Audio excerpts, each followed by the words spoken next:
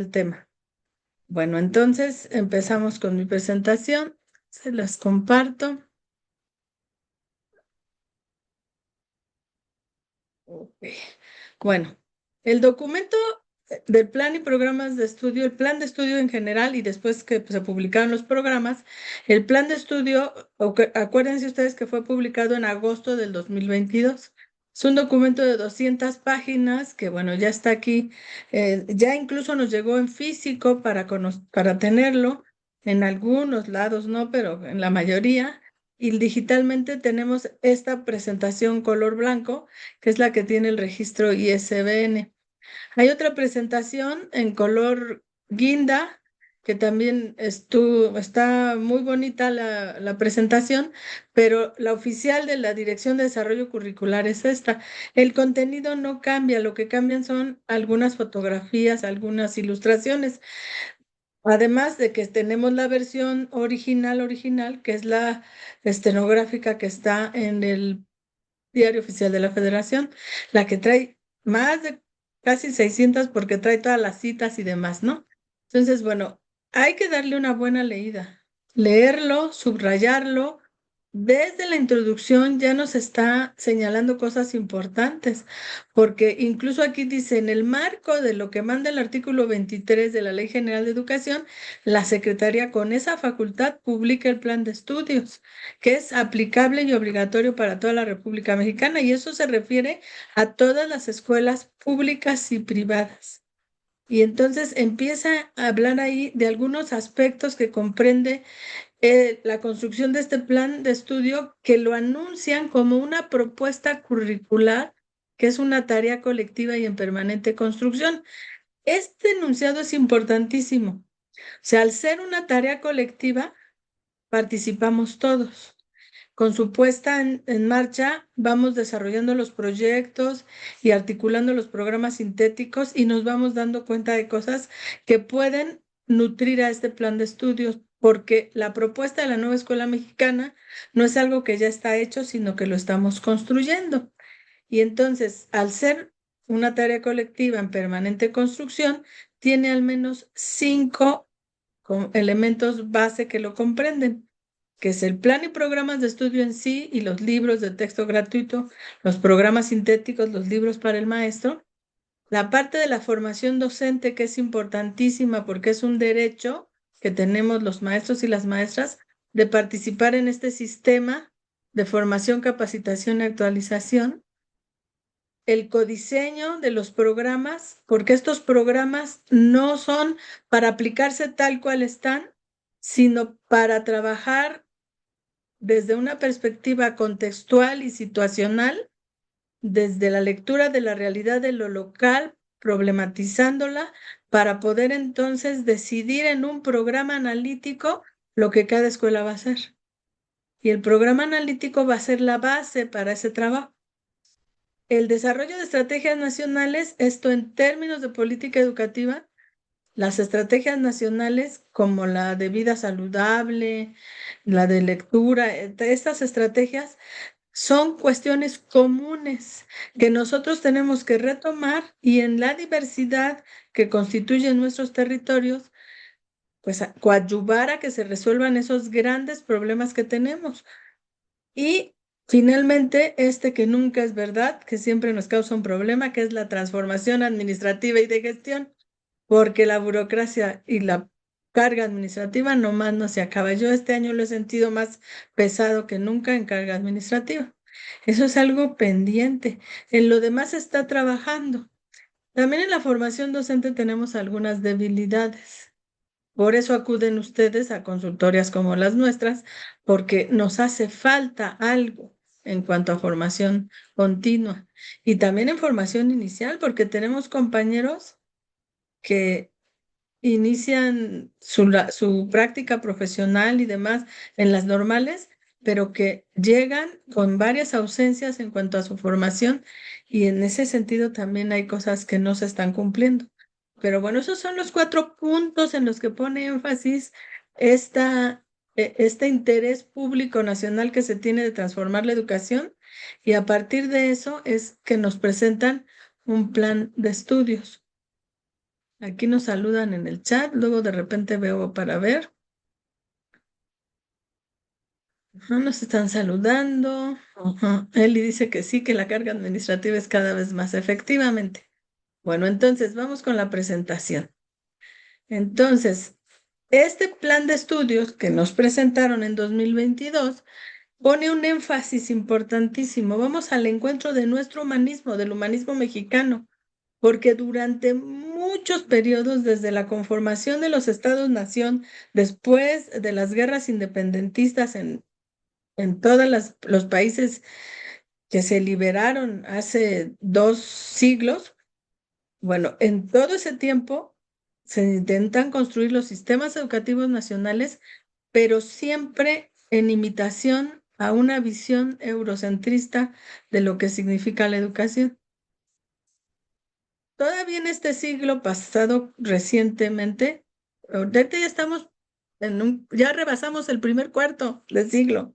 O sea, increíble. O sea, ya nos acabamos 25 años, pero bueno, todavía hablando de un pasado reciente que fue los 80s, 90s, nosotros en México estábamos trabajando con nuestros primeros planes de estudio por competencias cuando esos planes de estudio por competencias los habían generado en Europa cuando ellos decidieron conformarse como la Comunidad Europea, unificar algunas cuestiones políticas y la moneda.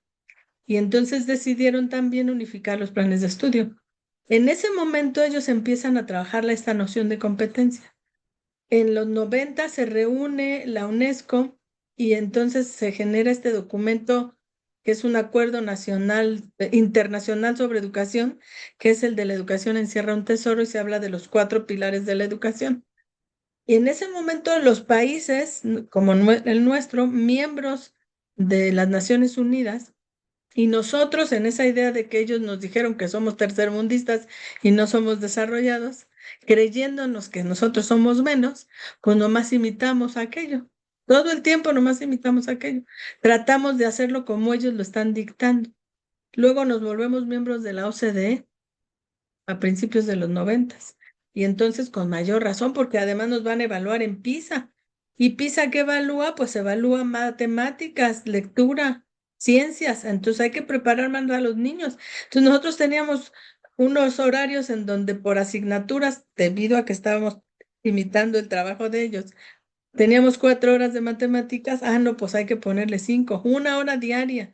Si se puede más, y en ciencias más, y en aprender a leer y escribir, y que los niños a tal edad ya sepan. Todavía en el plan de estudios ahorita ya se me fueron los años, pero creo que fue el anterior a aprendizajes clave. Ahorita se me acaban de ir los años, pero en ese plan de estudios que fue el primero en donde se unificaron los niveles educativos preescolar, primaria y secundaria. ¿En qué año fue? A ver si se acuerdan. 2011, ¿no, maestra? Ese año es el que se me fue, Diana, gracias. Todavía en el plan 2011, que era un plan en donde se estaba viendo esta cuestión de las competencias y que se nos dio un diplomado para trabajar por competencias y todo ese rollo.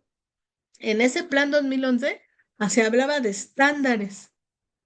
O sea, al término de tercero de preescolar, de tercero de primaria, de sexto de primaria y tercero de secundaria, los niños debían saber tal cosa y deberían saber hacer tal cosa.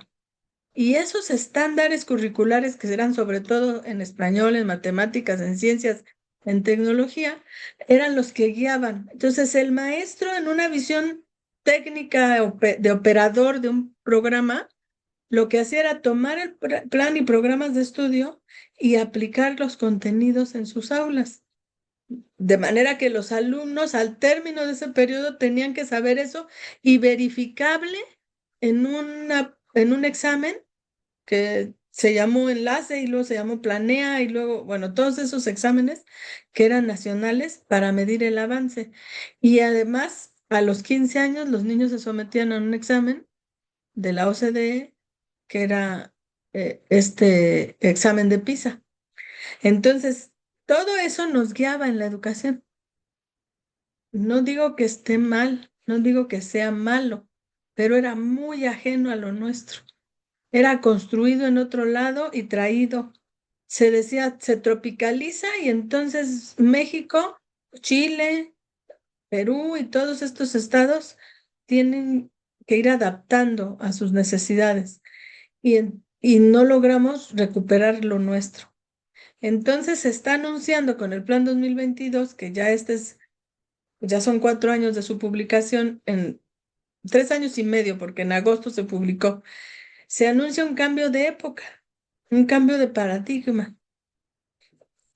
Se reconoce primero que nosotros, como nación, somos una sociedad pluricultural y plurilingüe, y además somos una sociedad muy solidaria que siempre ante la adversidad ofrece su ayuda franca y generosa, y que tenemos raíces sólidas y firmes que tenemos que recuperar, y que ya es momento de hacer algo para nosotros como mexicanos, y por eso la propuesta de hacer la nueva escuela mexicana, pero no está hecha.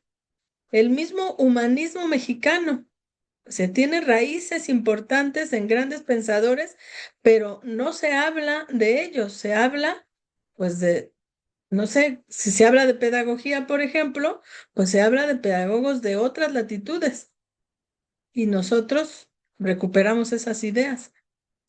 Y entonces cuando se habla de las teorías acerca del aprendizaje, traemos a Piaget, traemos a Vygotsky, traemos a nuestro lenguaje, todo eso, pero nosotros también tenemos personas que han ido desarrollando cosas en América Latina y en México, y tenemos que recuperarlo.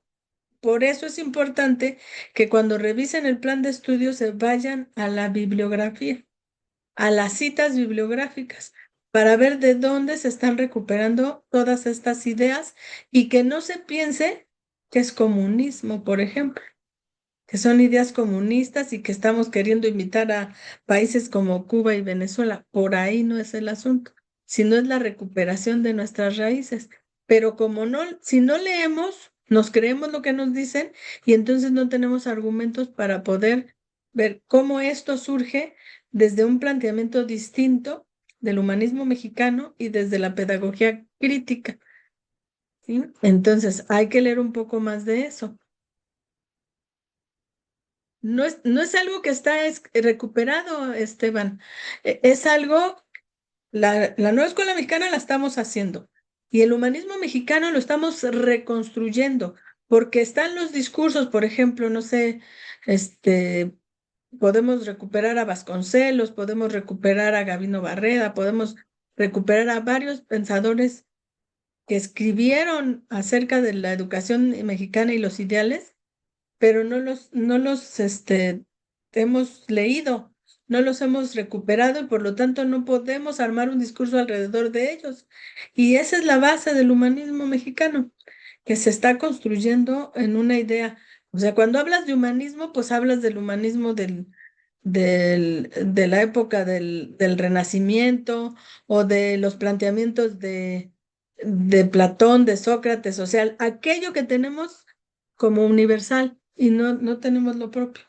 Por eso es que está todo esto construyéndose. Tenemos que lograr armarlo para tener los argumentos suficientes. Y en América Latina tenemos a Paulo Freire. Por eso la colección de Paulo Freire, que son los títulos que nos llegaron a las escuelas, las tenemos que leer, tenemos que revisar esos textos, revisar las fuentes de donde vienen las citas de nuestro plan de estudio y las citas de nuestro documento para el docente, el libro sin recetas para la maestra y el maestro, para que entonces podamos comprender y no solamente leamos nuestra fase. Si yo trabajo en secundaria y nomás leo la fase 6, me quedo coja con la información, me falta la fase 3, 4 y 5 y al último me leo la 2 porque la 2 fue la última que salió y entonces tiene elementos que no tienen las otras. Entonces puedo leer mi fase, leer las 3, 4 y 5, irme a leer la fase 2 y con eso voy entendiendo cuál es la propuesta. Si no, no la voy a entender. Pienso que es trabajar por proyectos y ya. No, la propuesta del plan de estudios es ir al encuentro de nuestro humanismo. Entonces, esta presentación se las vamos a compartir en la plataforma nos plantea el plan de estudios la urgencia de una transformación para superar ese modelo neoliberal que es el que nos ha regido durante tanto tiempo. Esa visión instrumentalista de educación como mercancía, de formar para el mundo del trabajo, aunque nuestra Constitución desde el principio dice que es formación integral del ser humano, pero, pero no, pues las materias iban más hacia esta visión instrumentalista y luego con estos planes de formar técnicos cuando se creó la educación técnica universitaria, los profesionales técnicos universitarios, los CONALEP, para formar mano de obra para la empresa. Y entonces la visión de la educación como mercancía prevalece. Y luego el competir con otros países, pues ahí está presente porque se trata de sacar buenos resultados en las pruebas como PISA y demás, ¿no? Entonces, esa visión, además, aunada a una fragmentación, porque el conocimiento por disciplinas fragmentado en el aula se vivía. Saquen su libro de matemáticas, vamos a trabajar matemáticas. ¿Qué vamos a ver? No sé, operaciones con fracciones comunes. Y entonces viene el libro, en la página tal, las actividades, en el cuaderno otras. Se acaba el tiempo de matemáticas, cierren su libro de matemáticas, ahora saquen el de historia, o según lo que tocara. Eso es un conocimiento fragmentado, aislado, que no sirve para entender el mundo en el que vivimos. Sirve para aprender esas materias, los contenidos, y para, pues el alumno con esa forma instrumental del aprendizaje, pues aprende los algoritmos y hace sumas y hace restas y sabe cómo se hace una suma, una resta, una multiplicación, pero no sabe aplicarlas. Y tú lo ves con un dependiente de una tienda que le dices, si algo cuesta, no sé, 70 pesos y le pagas con un billete de 100, es que no tengo cambio. Mira, traigo 20 y me da 50. Se queda viéndote así como, ¿qué pasó? ¿De qué me está hablando? Porque la escuela no le enseñó eso. La escuela le enseñó a sumar y a restar y sabe que tiene que dar de cambio 30, pero no logra armar esa idea porque no hay razonamiento matemático y si tú le dices, te doy 20, me das 50, ya no sabe de qué le estás hablando. Y saca la calculadora y no entiende. ¿Por qué? Porque su formación es deficiente por esa fragmentación y ese conocimiento aislado. La estandarización, además, que ya les decía, al término de tantos años tiene que saber esto y esto y esto, con pruebas masivas, con exclusión, con la idea de que no todos sirven para estudiar y unos van a incorporarse al mundo del trabajo porque por reprueban, son burros. O sea, ese tipo de ideas y los del cuadro de honor que siempre sacan 10, ¿quiénes son? Los alumnos que cumplen y entregan, que traen el cuaderno forrado, que traen, que vienen bien presentados, que no dan problema, esos están en el cuadro de honor. Y hay otros mucho más listos, más inteligentes y que tienen mayores aprendizajes y sacan 9 y sacan 8. Pero esos no están en el cuadro de honor, porque nuestra manera de reconocer los aprendizajes o los logros de los alumnos es artificial y segrega, es discriminatoria. Y como resultado, pues hay desigualdad, hay rezago escolar, hay abandono. Entonces, la propuesta 2022 pone enfrente de todo el derecho humano a la educación y dice, el artículo tercero la señala como un bien público. O sea, todas las personas, por el simple hecho de ser personas y de haber nacido, tienen derecho a la educación. No importa ninguna condición, ni su condición étnica, ni su condición económica, ni su religión, nada, no importa nada, tiene derecho a la educación porque es un bien público. Y entonces tenemos que buscar organizar un sistema educativo que no favorezca las desigualdades, en donde no haya ciudadanos de primera y de segunda y donde todos puedan acceder a la educación.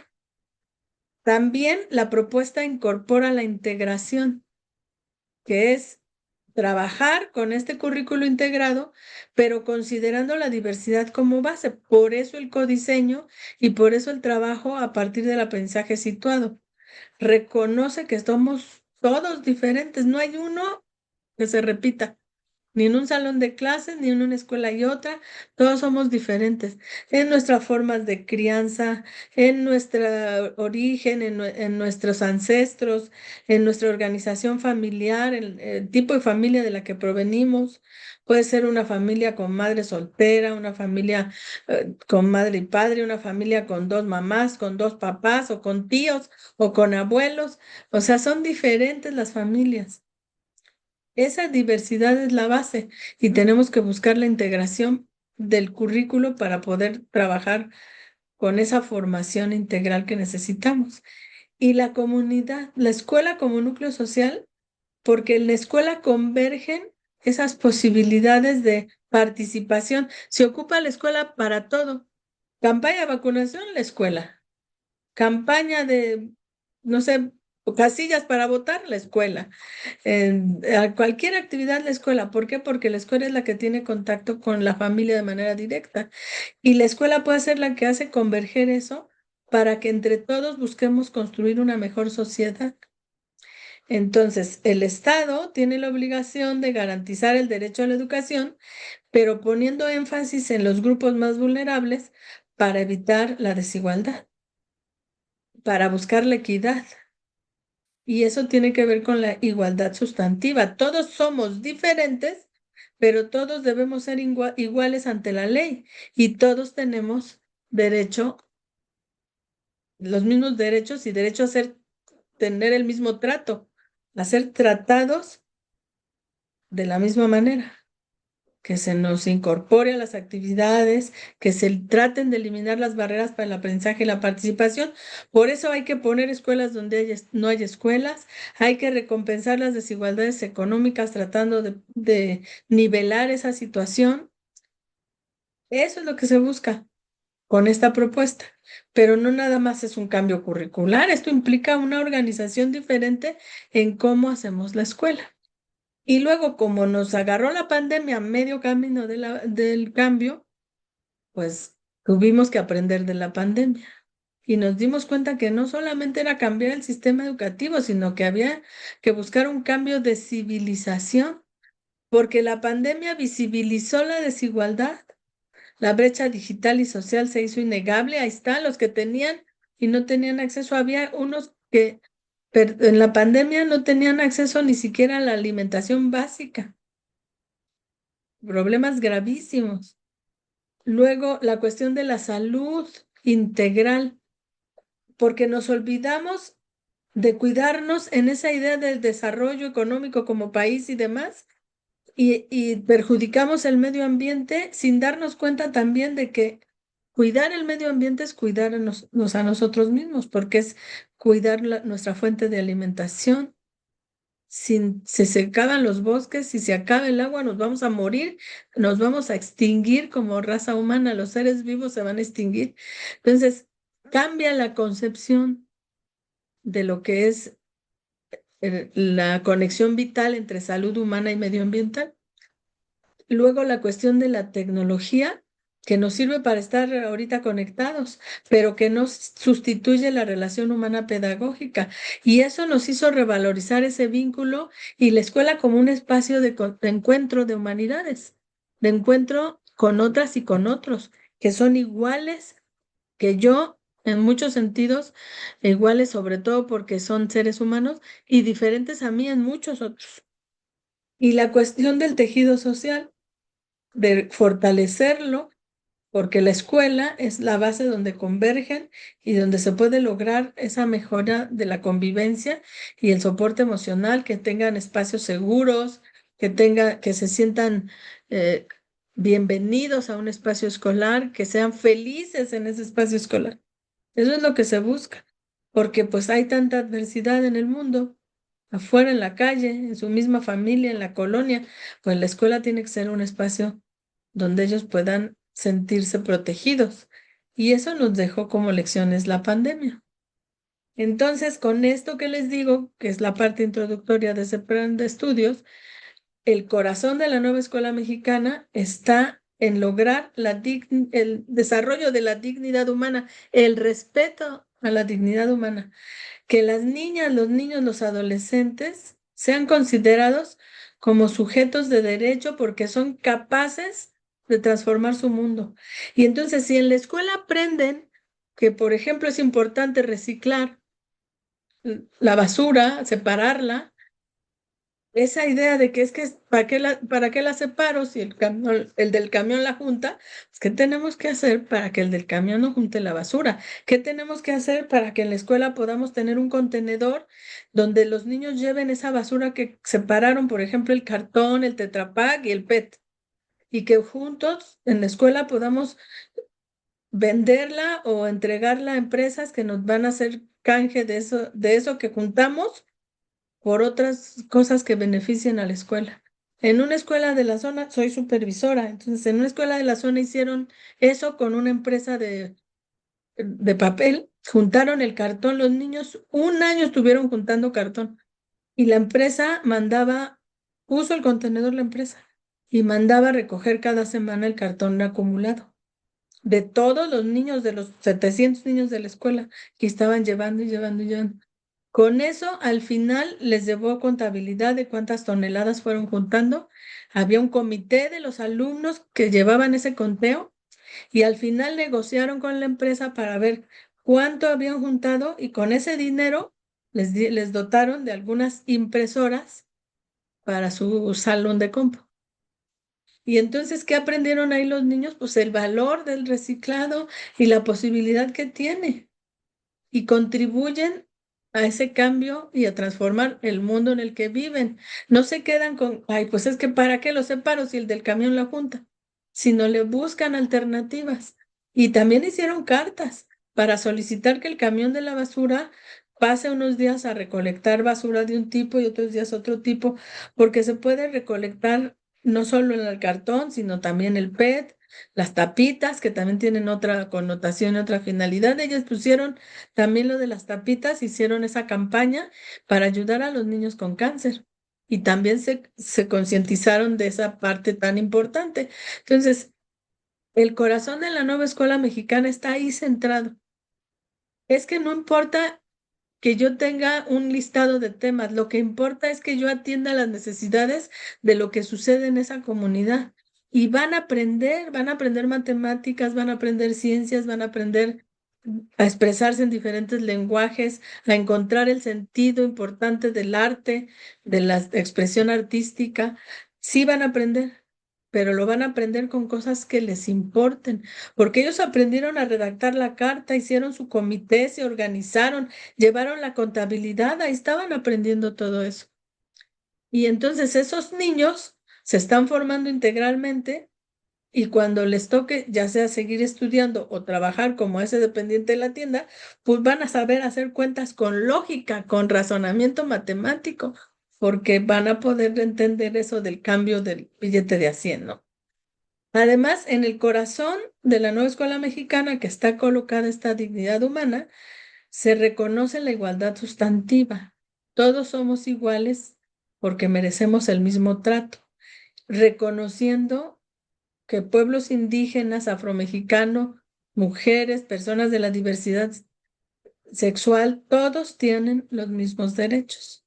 Y esa es la igualdad sustantiva, que nada nos tiene por qué hacer diferentes o hacer ciudadanos de primera o de segunda, que ninguna forma de vida o cultural es mejor que otra y que tenemos que respetar las creencias, los usos y costumbres, la forma de vivir, siempre y cuando esas creencias, esos usos y costumbres no violenten la dignidad humana. Porque si en una comunidad se vende a las niñas para que se casen a los 11 12 años, pues está violentando la dignidad de esas niñas. O en otra comunidad se sigue practicando estas prácticas de cirugías para evitar el placer femenino, por ejemplo, quitándoles el himen, o ese tipo de cuestiones que siguen sucediendo en algunas comunidades. Bueno, ver que eso no es algo que tenga por qué respetarse porque está violentando los derechos humanos. Hay límites, pues, hay límites. Y lo principal es la dignidad humana. Y reconocer lo común tiene que ver con la corresponsabilidad que tenemos de construir juntos ese mejor país, esa mejor sociedad desde esa diversidad. ¿Cómo lo vamos a hacer? Y eso, para eso tiene que servir la escuela. La tarea principal de la escuela es ese encuentro con la humanidad de las otras y los otros. Y ese es el corazón de la nueva escuela mexicana. Entonces, de verdad que este ataque que se está teniendo contra los libros de texto, contra la cuestión de que no se está trabajando las matemáticas, es porque no se ha entendido la nueva escuela mexicana y porque nosotros no hemos sabido defenderla. Entonces, eso es algo muy importante, comprenderla y defenderla, primero en el colectivo, luego con los padres y demás, para que la comunidad comprenda de qué se trata y que vean que es mucho mejor hacerlo así, a seguir enseñándole a los niños cosas que no les sirven de nada. Mi especialidad es matemáticas y yo les podría decir ahorita a los que estamos aquí en segundo de secundaria, todos ustedes y yo también aprendimos sistemas de ecuaciones, a resolver sistemas de ecuaciones con 3 o 4 métodos que son los que existen, que por igualación, que por adición, bueno, eso lo aprendimos. Si no son de matemáticas, ¿cuándo otra vez lo volvieron a aplicar? Nunca más. Si no estudiaron algo como ingeniería o algo que les sirviera a eso, nunca más lo volvieron a aplicar por la forma en que lo aprendimos. Y no quiere decir que no sirva. No sirve la forma en que lo aprendimos, porque no se aplica en la vida cotidiana. Pero si lo aprendemos aplicándolo a la vida cotidiana, seguramente nos va a servir para resolver los problemas que se nos presentan día a día. Para entender por qué, por ejemplo, ahora que explotó la pipa de gas, es un ejemplo de la vida cotidiana, explotó la pipa. Ahí cerca, los que viven cerca de ahí, vieron muchas cosas, en las noticias vimos muchas cosas, sabemos que muchas comunidades están cerca de gaseras, todos tenemos un tanque de gas, o ya sea estacionario, gas natural o gas de cilindro. A ver, ¿cómo se manipula eso? ¿Cómo se vende? ¿Cómo se envasa? ¿Cómo se trabaja con el gas? ¿Por qué es tan riesgoso? ¿Por qué hemos tenido a lo largo de la historia tantas tragedias con el gas? Por la corrupción, por la falta de cuidado. ¿Qué pasó ahí? ¿Por qué la onda de gas, de calor que se expande en ese lugar donde explotó la pipa de gas, se expande así, no como un hongo, como hemos visto otro tipo de explosiones?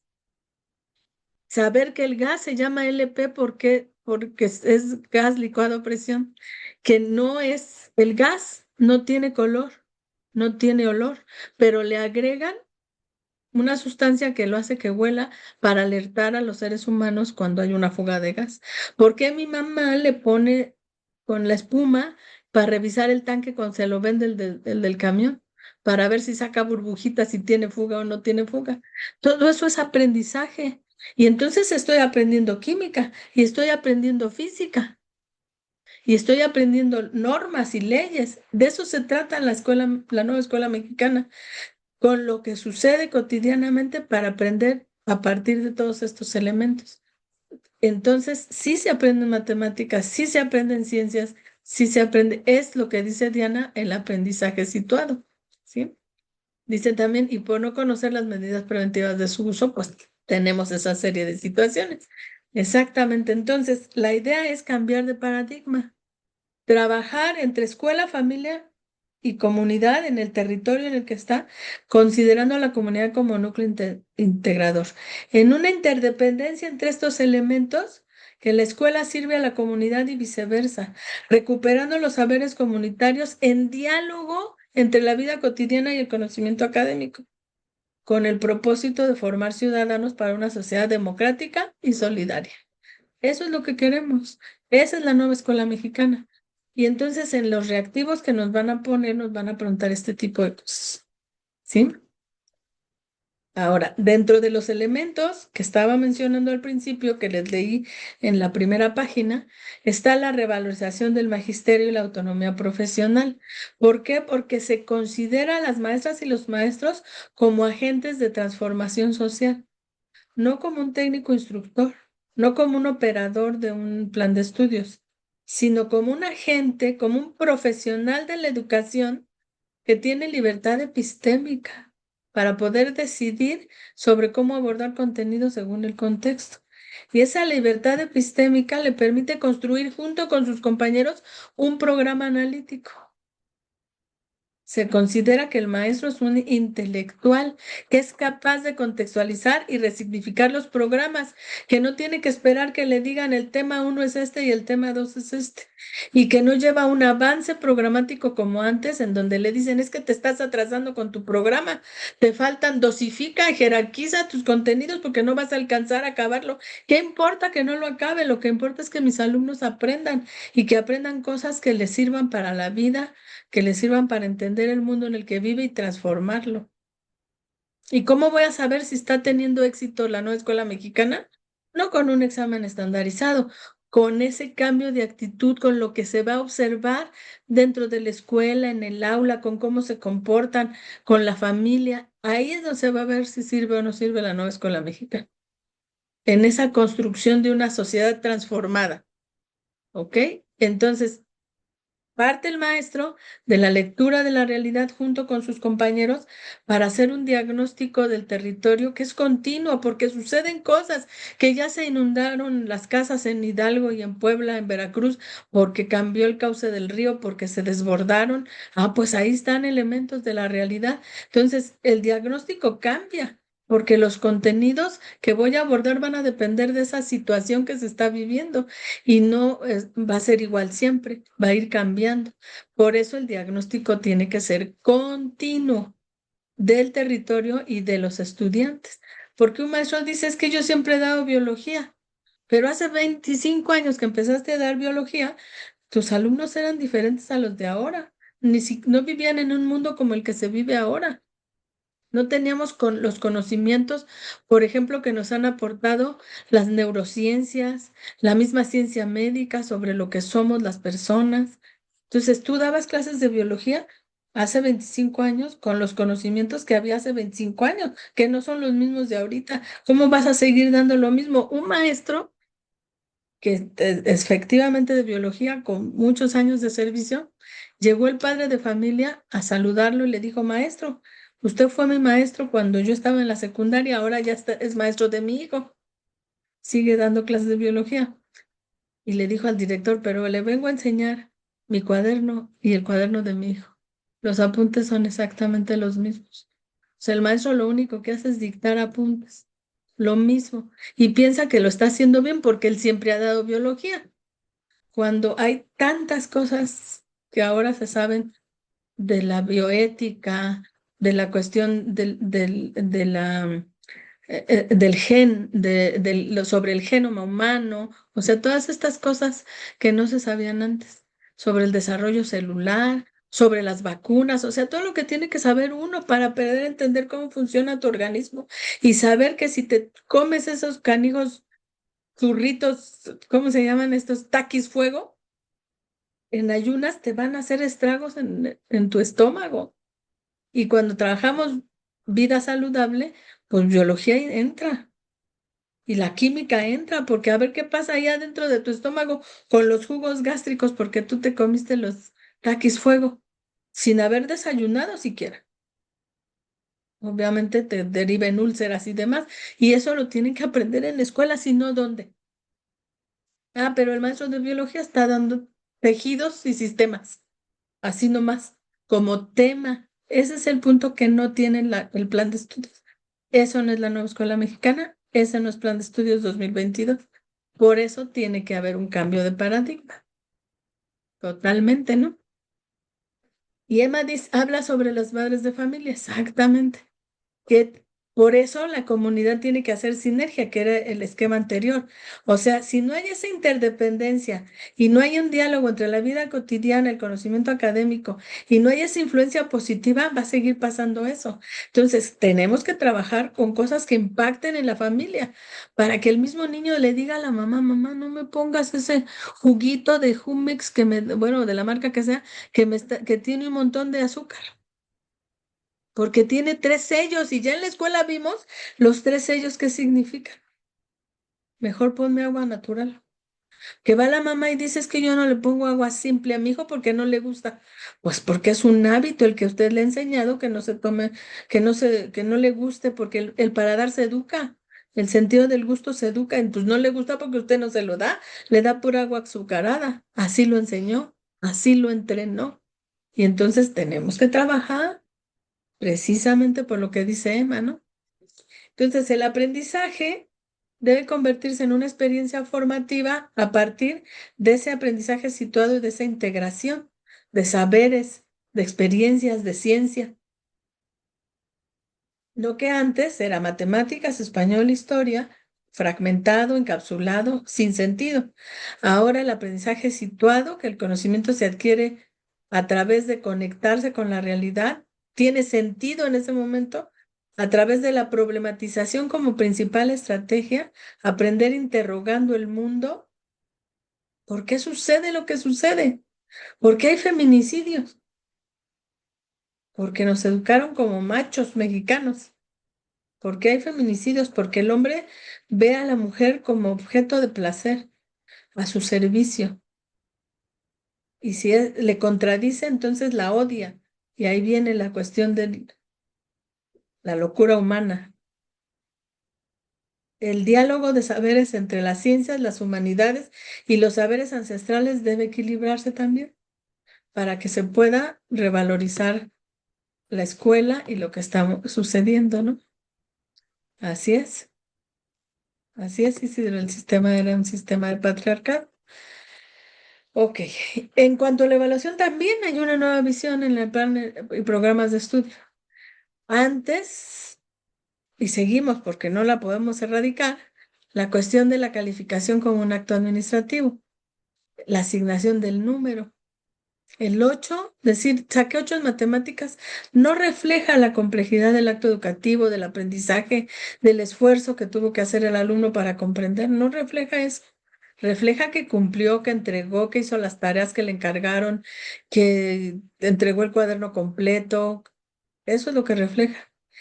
Y eso no es lo que propone la nueva escuela mexicana. Propone la evaluación formativa como un proceso constante de diálogo y retroalimentación que se separe de la calificación y que no tenga que ver con eso. La calificación al último, como autoevaluación, coevaluación y como consecuencia de todo ese proceso, el alumno podrá decir junto con sus compañeros, soy acreedor a un 9, a un 8, a un 10. Pero si lo seguimos ligando a cuestiones de estímulo como que ganó la beca porque tiene las buenas calificaciones, que está en el cuadro de honor, que es de la escolta, pues entonces voy a buscar los puntos. ¿Qué necesito hacer para subir y tener aquello que me compensa de esa manera? No, no pregunta a la mamá cuando va a decir, ¿por qué mi hijo sacó 8? Firma la boleta. No pregunta, ¿qué aprendió mi hijo? Pregunta, ¿por qué sacó 8? Y el maestro le dice porque le bajé puntos porque no entregó el cuaderno y porque no hizo tal trabajo y porque no tiene las 25 firmas o los 35 sellos. Y entonces la explicación del maestro, primero está nada más la relación del maestro con el padre. El padre le pregunta por qué mi hijo sacó 8, el maestro le contesta.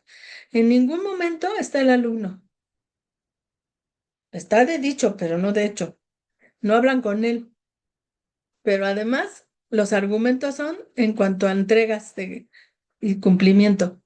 Y la mamá, pues, o se queda conforme o reclama, pero ninguno habló de aprendizajes. Y ese es un cáncer de la educación.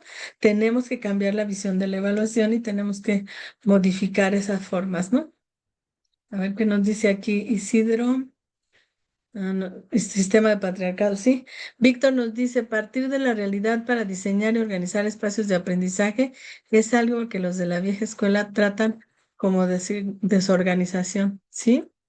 Aún no entienden que hoy el docente es quien junto con alumnos y los demás agentes educativos tiene que crear actividades dentro de una planificación que puede presentar en un proyecto, ¿sí? Fíjate, eso que dices, Víctor, tienes toda la razón. La planeación también tiene que cambiar, porque la planeación era presentada como un acto anticipado del docente de lo que iba a hacer con el alumno, de lo que iba a poner a trabajar al alumno. Y entonces planificaba secuencias de trabajo en donde incluso ponía las páginas del libro que iba a trabajar y casi parecía como un guión de película que íbamos a actuar. Ahora no, ahora así como lo dice Víctor, se trata de que el docente junto con los alumnos y los demás agentes educativos creen actividades dentro de una planificación que es flexible, que va modelándose conforme van participando estos diferentes personajes, maestros, alumnos, padres de familia y otros agentes educativos. Entonces, y se va logrando esa posibilidad de construir aprendizajes. Entonces, la planeación incluso no tendría por qué tener una periodicidad fija y que todos los maestros cada semana tienen que entregar la planeación o cada mes o cada, ¿no? No tendría por qué ser así. También podría haber planificación en equipos de trabajo. Los maestros planifican en equipo y en equipo trabajan y después cada uno con sus alumnos personaliza eso con la creación de actividades que van surgiendo a lo largo de la aplicación de lo planeado. Entonces, ahora, todo esto que estamos hablando está basado en una propuesta curricular que tiene una estructura integrada. Sus principales elementos son los campos formativos con sus contenidos y PDA, los ejes articuladores y los rasgos del perfil de egreso. Pero estos tres elementos dialogan de manera permanente. No es que voy a trabajar algo solo de lenguajes, luego aparte de lo humano y lo comunitario, y con lo más de lenguajes, pues le voy a poner algo de lectura y escritura y algo de artes. No es así. O sea, el punto de partida es la lectura de la realidad, la comunidad como núcleo integrado.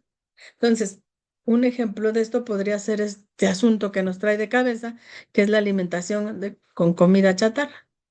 Ese es mi punto de partida. Es una realidad, los alumnos, las familias, los maestros, comemos comida chatarra. Eso es una realidad. Ya nos están ayudando con una estrategia nacional que tiene una norma que prohíbe la venta de comida chatarra en las escuelas. Esa es una parte, pero no resuelve el problema. No va a cambiar la situación si no hacemos conciencia y no se busca el cambio de hábitos, porque tiene que haber un cambio de hábitos y no solo en el niño, no solo en la escuela, en la familia, en la comunidad, porque los puestos que están allá afuera, pues me van a seguir perjudicando, porque va a seguir vendiéndose comida chatarra. Tengo que trabajar con estos elementos de manera articulada, dialogando permanentemente con ellos. Entonces, podría yo tomar uno de esos elementos, por ejemplo, igualdad de género. ¿Cómo puedo trabajar el asunto de la alimentación desde esta noción del eje articulador de igualdad de género, como elemento que me ayude a darle sentido a nuestras prácticas de alimentación, a nuestros hábitos? A ver, empezando por explorar quién en la familia decide lo que comemos.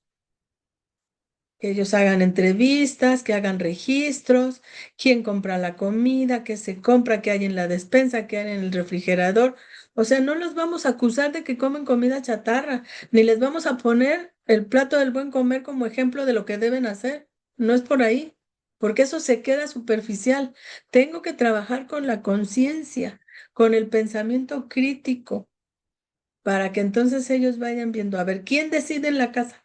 No, pues que en mi casa mi mamá. Mi mamá llega a trabajar y ella prepara la comida para el otro día. Mi papá la lleva a la central de abasto el domingo y compran todo para la semana. En otra casa dicen, no, pues es que como mi papá trabaja al día porque es mm, ayudante de chofer de pecera y entonces pues, lo que le dan en el día y con eso trae para la comida. ¿Y dónde compran la comida? Pues unos la compran en la central de abastos, otros la compran en el súper, otros la compran en la verdulería de la esquina, otros en el mercado. Todo eso para ver de dónde vienen los productos, qué productos son propios de la comunidad, qué productos son de otro lado, cuáles son ultraprocesados, cuáles tienen más sellos, cuáles no tienen sellos. Si podemos comprar por semana sale más barato, si no podemos porque vamos al día, entonces ¿en qué tipo de alimentos tenemos que comprar para que sea más económico y ahorrar? Y todo eso vamos trabajándolo con vida saludable y con esta cuestión de distribución de tareas en la casa para trabajar la igualdad de género. Porque los roles estereotipados de género, donde a la mamá le toca hacer la comida, también tienen que cambiar y todos tienen que ayudar. Entonces, ¿cómo? Y entonces mi proyecto pensado en ese sentido va a irse construyendo, como dice Víctor. Depende de lo que va saliendo. Y voy a trabajar a lo mejor la interculturalidad crítica también, porque de repente en el domingo se nos ocurre que vamos a convivir en familia y vienen las tías y vienen los primos y como la abuelita era yucateca, pues hacemos unos ricos panuchos o porque nos enseñó a hacer ese tipo de comida. ¿Qué comidas típicas tenemos? ¿De dónde vienen? ¿Por qué las preferimos en casa? Porque si la familia es del norte, pues de seguro hacen carnita asada. Es diferente a como la hace si viene de otra región del país, ¿no? Y entonces trabajo con el mismo asunto que es el de la alimentación, trabajo vida saludable, igualdad de género, interculturalidad crítica, pensamiento crítico, trabajo lenguajes, porque hacemos recetarios, porque hacemos carteles sobre la vida saludable, porque hacemos eh, un cuento, una leyenda. Trabajamos a lo mejor también pensamiento, esta cuestión de apropiación de las culturas, perdón, aquí está mal, es apropiación de las culturas a través de la lectura y la escritura. Entonces, a lo mejor traemos un cuento y lo leemos y luego hacemos un cuento, lo ilustramos, que hable de la comida, de la familia. Y en artes y experiencias estéticas también, porque hay canciones, hay poesía que habla de la comida y podemos trabajar saberes y pensamiento científico con esto de qué es lo que pasa cuando comemos tal cosa, que también trabajar química, también podemos trabajar biología, también podemos trabajar en la historia. ¿Por qué nos dicen el pueblo del maíz? ¿Por qué comemos tanto maíz?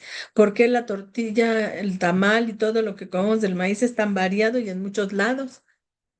La tecnología, cómo nos ha ido orillando a comer comida congelada, alimentos ultraprocesados que ya no son naturales. ¿Por qué los alimentos estos que son orgánicos son más caros? ¿Cómo podemos tener un huerto para tener alimentos orgánicos en la casa? Ahí entra la tecnología de lo humano y lo comunitario.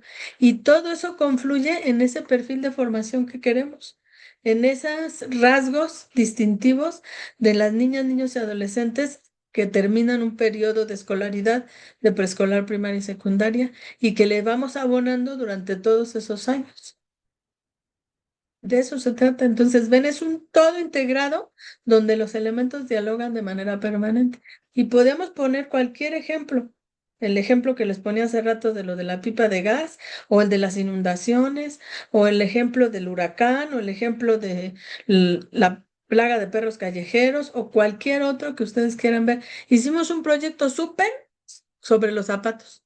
Y el problema fue que los niños pequeños, porque se hizo un ejercicio de revisar si tenían pie plano, y entonces cuando se quitaron los zapatos, que en la escuela no se quitan los zapatos casi nunca, porque pues andamos ahí ocupados en otras cosas, pues se quitaron los zapatos y ahí empezamos a ver que los niños tienen muchos problemas en los pies, no solo por pie plano y eso, por un montón de cosas, zapatos inapropiados, calzado inapropiado, zapatos heredados de los hermanos, un montón de cosas, ¿no? Que no son de su número y les hacen los deditos así, ya los traen todos apretados los dedos. Todo eso nos hizo pensar en un proyecto sobre los zapatos, enriquecido grandemente por lo mismo de los niños, porque los niños trajeron un montón de ideas.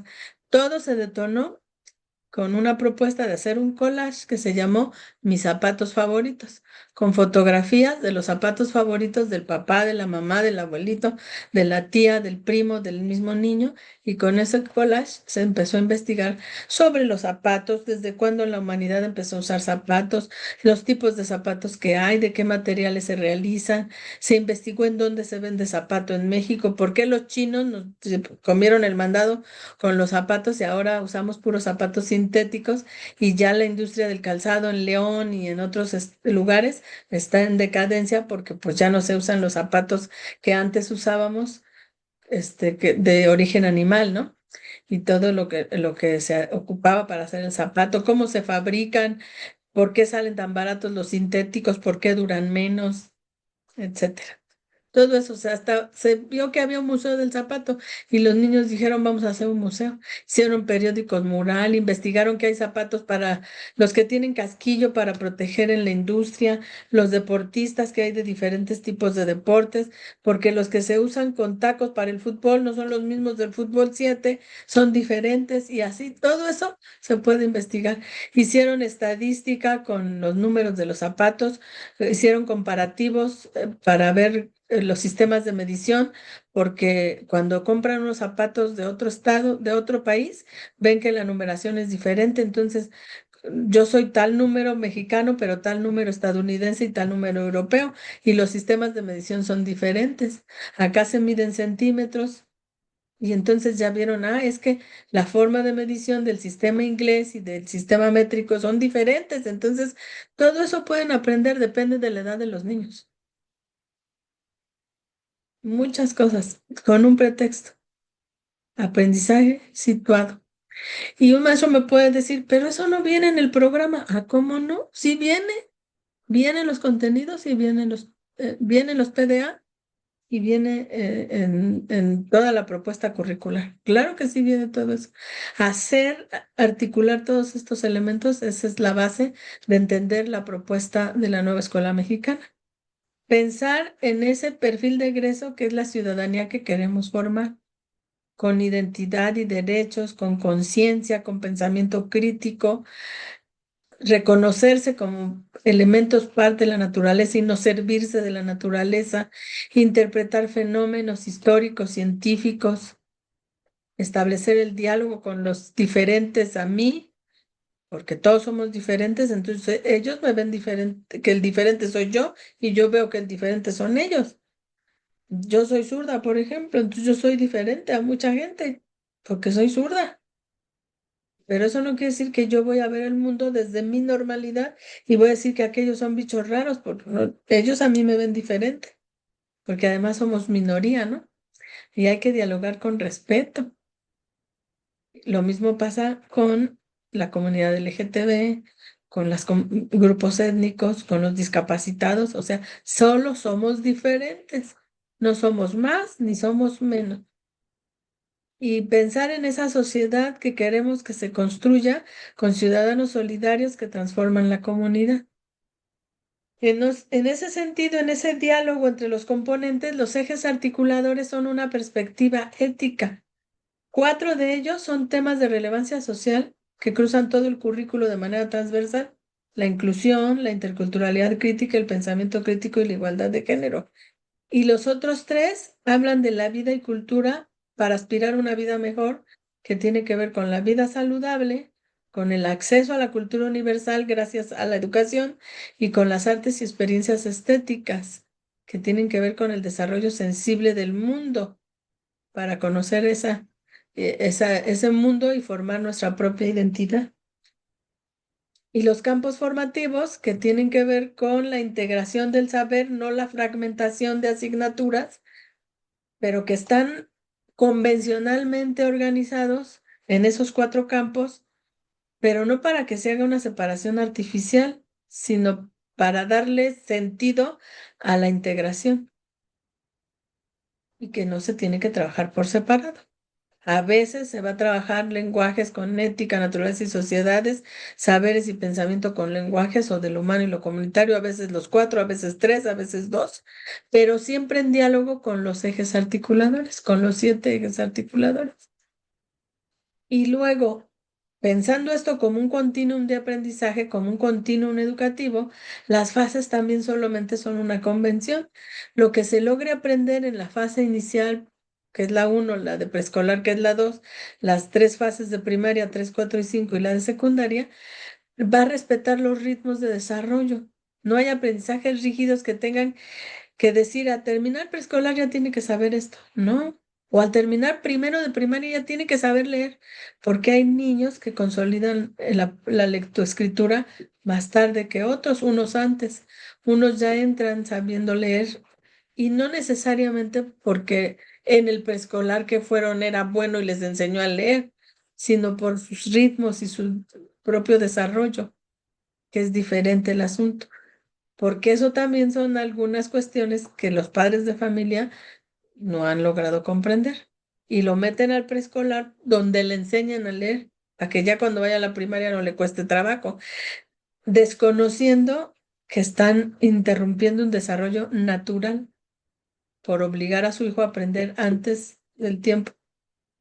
Y va a haber otros niños que aprendan antes, de manera natural también, y otros que aprendan después, de manera natural. Pero necesitamos los maestros respetar el ritmo, no andar comprando los métodos esos de enseñanza de la lectoescritura de 20 días o el método de la maestra Yeye, que enseña me hace tarjetitas especiales para que yo ya nomás se las ponga a los niños y le enseñe las primeras letras y luego las segundas letras y que ya vienen hasta en un orden la enseñanza de las letras, como si se aprendiera a leer y escribir por letras. Pues no se aprende a escribir por letras, ni por sílabas. Esos métodos están rebasadísimos en la actualidad, entonces no es así el asunto. Y lo más importante de todo esto, comprendiéndolo, es lograr construir juntos el programa analítico. Desde el Programa Sintético Nacional, comprendiendo el plan de estudios, con la lectura de la realidad, el docente transforma el currículo nacional y lo traslada a su realidad a partir del codiseño y construyendo con sus compañeros el programa analítico. Y esa es la propuesta curricular, un proyecto de unidad nacional desde la diversidad. Reconoce la nueva escuela que no existen dos escuelas iguales, pero que tenemos cuestiones comunes. Nos une un horizonte que es la formación de ciudadanos libres, críticos y solidarios. Entonces, de eso se trata, de hacer efectivo el derecho a la educación. Eso en resumen lo que nos plantea el plan y programas de estudio. Tengo también una infografía, déjenme la localizo. La infografía que les voy a compartir también es un resumen con estos elementos que estuvimos trabajando y que les va a ayudar a estudiar un poquito, porque bueno, ¿qué es lo que tienen que estudiar? Pues tienen que estudiar todos estos elementos, pero hay que echarle una lectura y hay que echarse un clavadote al plan y programas de estudio para que se logre, por ejemplo, aquí ay, no sé cómo le hago para que se haga más chica y más grande de repente, porque yo tenía la lupa aquí. Si le hago así me aumenta mucho y si le hago así me aumenta poquito. Bueno, ahí está. Entonces, elementos clave del plan de estudios son, o sea, ya dijimos, ¿no? O sea, las fases de aprendizaje, el perfil de egreso, los ejes articuladores, los campos formativos. Con todo esto se construye la propuesta curricular y va todo el tiempo en diálogo constante. Y los cuatro pilares de la propuesta son la integración curricular para superar esa fragmentación por asignaturas, la comunidad como núcleo integrador, porque se posiciona la comunidad, ya sea urbana o rural, como el centro de este proceso de enseñanza-aprendizaje en una relación de ida y vuelta, una relación de influencia mutua. La autonomía profesional del magisterio que reconoce que las maestras y los maestros son profesionales capaces de contextualizar los contenidos y decidir sobre la educación, sobre su planeación didáctica, sobre lo que conviene enseñar a los alumnos y evaluar sin que ningún supervisor los esté ahí presionando y sin que nadie les venga a decir cómo hacerlo en el consejo técnico. Son capaces, los maestros somos capaces de hacerlo.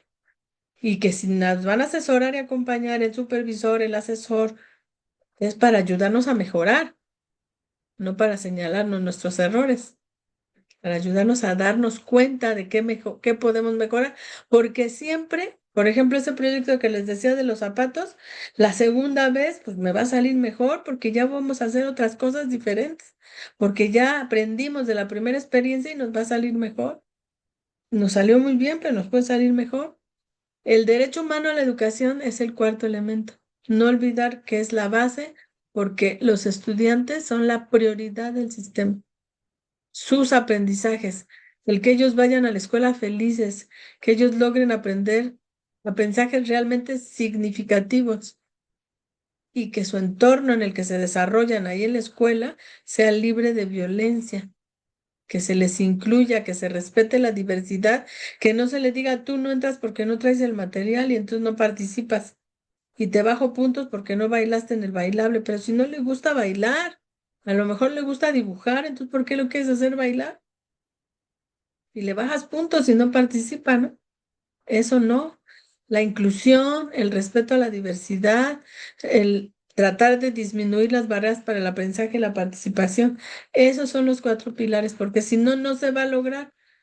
Y la comprensión de estos elementos, que son los que articulan la propuesta. ¿Ok? Bueno, ahora les voy a compartir un material que elaboré. Déjenme lo localizo primero. Pero como es con ayuda de la inteligencia artificial, no se puede descargar tal cual. Son unas fichas, unas tarjetas a partir de toda esta información, pero se descarga en un Excel. Entonces,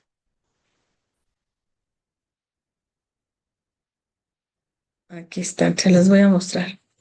Son 80 y son preguntitas. Entonces empieza así para ver cuál es la orientación principal de la nueva escuela mexicana según el plan de estudio.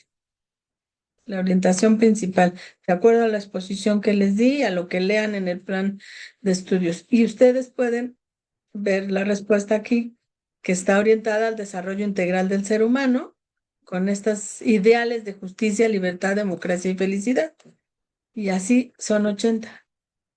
Vamos a irnos a una más adelante por acá. En la nueva escuela, ¿cómo se entiende el principio de lo común? Y se ve la respuesta. No les puedo pasar el link de mis tarjetas, pero lo pude descargar en un Excel que quedó así. Las preguntas están de este lado. Y entonces aquí, ¿cuál es la orientación principal de la nueva escuela mexicana según el plan de estudios? Aquí está la respuesta. Está orientada al desarrollo integral del ser humano. O sea, no pude descargar las tarjetas como está mi aplicación, ni tampoco se puede compartir un link, pero las descargué así. Entonces les voy a compartir el Excel. No sé, ya le busqué, dije, seguro que puedo hacer un link, pero no, solo es para mostrarlas en pantalla e ir contestando en pantalla. Entonces ya vi si tenía por aquí algún vínculo y no, no tiene nada. Cuando le puse descargar, me lo descarga en Excel. Entonces, pues no lo puedo hacer, mostrar de otra manera, si no es que en pantalla y pues son 80 y nos tardaríamos mucho. Bueno, otra estrategia que les propongo que hagan, hoy no vamos a hacer reactivos así como los hemos hecho siempre, pero les voy a proponer que ustedes hagan reactivos a partir de la lectura del plan de estudios, pero que se ayuden de la inteligencia artificial. Entonces, pongo mi prompt y me voy a ayudar del documento y le puse así al prompt. El plan de estudios 2022 considera como uno de los rasgos del perfil de egreso y me fui a copiar del plan. Vamos al plan para que lo vean. Del plan me fui a copiar en el índice, busqué dónde está el perfil de egreso, está en la página 95 y de ahí copié de este perfil de egreso el primer rasgo y entonces ya se lo puse al chat GPT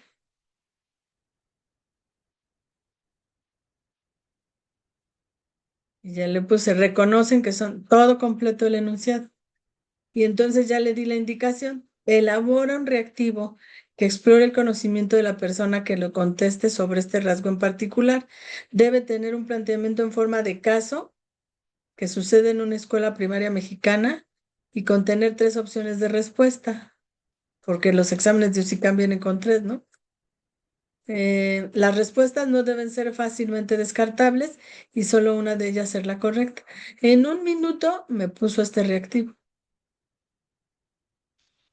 En una escuela primaria pública de una comunidad semiurbana, el grupo de quinto grado está organizando una feria escolar sobre el cuidado del cuerpo y el bienestar. Durante la planeación, algunas y algunos estudiantes proponen incluir actividades sobre alimentación saludable y autocuidado emocional. Se están organizando una feria sobre el cuidado del cuerpo y el bienestar. Entonces, ¿quién va a planear la feria? Los alumnos. Durante la planeación, los alumnos proponen que trabajen actividades de alimentación saludable y autocuidado emocional, que Minfun y esas cosas, ¿no? Y otras niñas y niños señalan que también quieren hablar sobre cómo se sienten con su cuerpo, su forma de vestir y sus costumbres familiares, aunque estas sean diferentes a las de la mayoría del grupo, porque esos niños a lo mejor, no sé, pertenecen a una comunidad en donde su forma de vestir es diferente a la y sus costumbres. Vamos a pensar en una comunidad en Chihuahua, de los menonitas, por ejemplo, ¿no? Y entonces esas niñas en esta feria sobre el cuidado de la salud y demás quieren hablar de ellos y de sus costumbres. Entonces, la docente busca favorecer el desarrollo del rasgo del perfil de egreso del plan de estudios, que es el que le puse relacionado con el reconocimiento de las y los estudiantes como ciudadanas y ciudadanos con derecho a una vida digna, a construir su identidad personal y colectiva y a vivir con bienestar y buen trato. Ya está el caso. ¿Cuál de las siguientes acciones pedagógicas es la más congruente con este rasgo del perfil de egreso? Permitir que el grupo elija libremente los temas de la feria, siempre que se apeguen a información científica, promoviendo el respeto a las decisiones personales, la expresión de la identidad y el diálogo sobre responsabilidades individuales y colectivas dentro de la comunidad escolar, o definir previamente los temas de la feria para evitar conflictos entre el alumnado, priorizando contenidos relacionados con la salud física y dejando fuera aspectos vinculados con la identidad personal o las experiencias emocionales, o escuchar las propuestas del alumnado, pero decidir que solo se aborden aquellas que refuercen normas comunes de comportamiento y presentación personal con el fin de mantener la armonía y la disciplina dentro de la escuela. Fíjense, la C es democrática, ¿no? Escuchar las propuestas, pero finalmente se impone que solo estas. O el maestro define previamente los temas o permite que el grupo elija libremente, bueno, poniendo algunas condiciones. Y el mismo ChatGPT me da la respuesta correcta. Esta es la correcta porque integra derechos, identidad, bienestar, participación, libertad con responsabilidad y vínculo con la comunidad, que son los núcleos del rasgo del perfil de egreso citado, que decía así, el perfil de egreso. Reconocen que son ciudadanas y ciudadanos que pueden ejercer su derecho a una vida digna, a decidir sobre su cuerpo, a construir su identidad personal y colectiva, a vivir con bienestar y buen trato. Esto lo tenemos que abordar en la escuela. O sea, ellos sí pueden decidir sobre su cuerpo, ponerse un piercing, ¿no? Pero eso tiene que ver a partir de su bienestar, de su salud, de no exponerse, de lo que significa hacerse un tatuaje o ponerse un piercing, por ejemplo, con en un marco de libertades y responsabilidades con respecto a ellas mismas y ellos mismos y a su comunidad. Pues como ese es el rasgo del perfil de egreso, en algún proyecto lo debo trabajar para que ellos sean capaces de tomar decisiones informadas sobre su cuerpo. Las otras opciones, pues apelan al orden o a la homogeneización, aunque una es así como muy democrática porque escucha, pero no es, pero al final toma la decisión el maestro.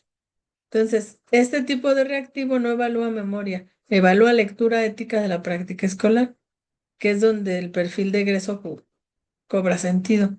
Cuando vemos el comportamiento de los alumnos, identificamos que están logrando esto, quiere decir que nuestros proyectos están funcionando. Y por eso, como dijo Víctor, la planeación es junto con ellos, permitiendo que elijan libremente y solo monitoreando y cuidando que se apeguen a información científica, que se respeten las decisiones personales, la expresión de la identidad del diálogo sobre esas responsabilidades individuales y colectivas.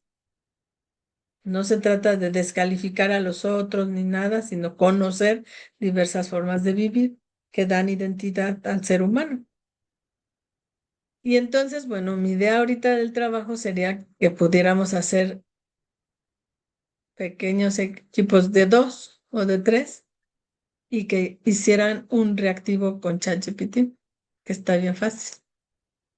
De hecho, están ¿Cómo las ves? salas, maestra, igual también ahí por salas, Ahí lo podemos ahí hacer lo por salas podemos también. hacer. Tenemos tiempo, porque ya dura en 5 minutos y vamos a hacer otro, por ejemplo. A ver, voy a decirle, mm, elabora un reactivo. Nada más aquí la habilidad es redactar el prompt, ¿no? Elabora un reactivo con 3 opciones de respuesta que evalúe el conocimiento de un docente sobre los ejes articuladores que conforman el Plan de Estudio 2022. Debe ser de relación de columnas y las respuestas deben relacionar el eje articulador con su definición. Solo una combinación debe ser la correcta. Una combinación de esas relaciones debe ser la correcta. A ver qué me pone. A lo mejor se equivoca, ¿no? Porque estoy inventándolo ahorita. Pero a ver, ya le estoy pidiendo que me haga un reactivo así. Ujú. Y el sustentante debe elegirla. A ver, ¿qué me dice? ¿Cuánto tiempo se tarda? 30 segundos, ya me hizo el reactivo. Dice, relaciona cada eje articulador de la columna A con la definición que le corresponde en la columna B. Columna A, ejes articuladores, inclusión, pensamiento crítico, intercultural y crítica. Columna B, las respuestas. Opciones de respuesta y son diferentes combinaciones. Y solo una es la correcta. No les voy a poner la correcta, nomás me voy a quedar hasta ahí. Pero la idea es que ustedes vean cómo el ChatGPT me ayuda. Corrijo cosas, a lo mejor me pone algunas cosas erróneas, pero aquí ya me está poniendo que la respuesta correcta es la A, que relaciona el 1 con la C, el 2 con la A y el 3 con la B. Entonces, inclusión es la C. Garantiza el derecho a la educación de todas y todos, eliminando barreras para el aprendizaje y la participación y favoreciendo condiciones de equidad, accesibilidad y respeto a las diferencias. El 2 con la A, pensamiento crítico. Promueve el análisis reflexivo de la realidad, el cuestionamiento de supuestos, la argumentación informada y la toma de decisiones conscientes frente a problemáticas individuales y colectivas. Y el 3 con la B, interculturalidad crítica. Reconoce y valora la diversidad cultural, lingüística y social, cuestiona las relaciones de poder. O sea, ¿qué hizo? Pues lo saca del plan de estudios porque ChatGPT ya lo tiene bien aprendido. ¿Mm? Entonces lo saca de ahí y lo arma. Y ya vieron que no cuesta trabajo, nada más es darle la indicación que quiero. Entonces, ahorita lo que van a hacer es un reactivo. En 10 minutos regresamos y